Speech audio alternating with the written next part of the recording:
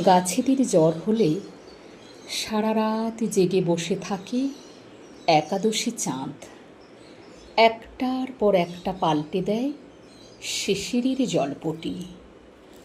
বার কয়েক খোঁজ নিয়ে গেছে পশ্চিমের শুকতারা। কি গো, তাপ নামলো একটু? পূব আকাশে মেঘের পর্দা সরিয়ে জানলার সারসি দিয়ে উঁকি দেয় নরম রোদ।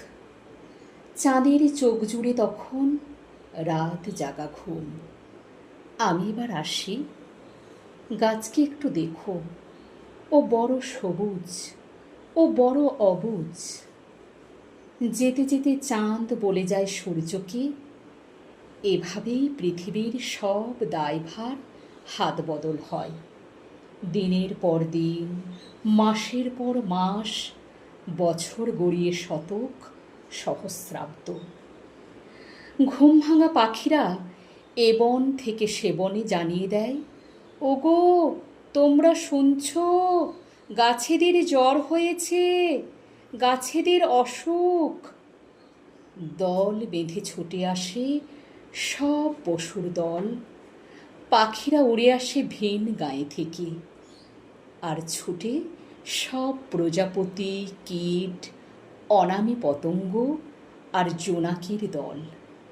ওরা ঘিরে থাকে গাছেদের। ওদের গাছেরা আজ বড় অসুস্থ। আস্তে আস্তে তাপ নেমে যায় গাছের সবুজ বাকল থেকে। পাখিরা আবার পৃথিবীকে জানিয়ে দেয়, গাছ ভালো হয়ে গেছে, গাছ ভালো হয়ে গেছে। আবার গান ফিরে আসে, সুর ফিরে আসে, সুখ ফিরে আসে। আসলে গাছেদের জ্বর হলে অসুখ করে সারা পৃথিবীর। কলমে শরদিন্দু চক্রবর্তী। গাছেদের জ্বর হলে। কবিতাটা মন ছুঁয়ে গেল, হৃদয় ভরে গেল।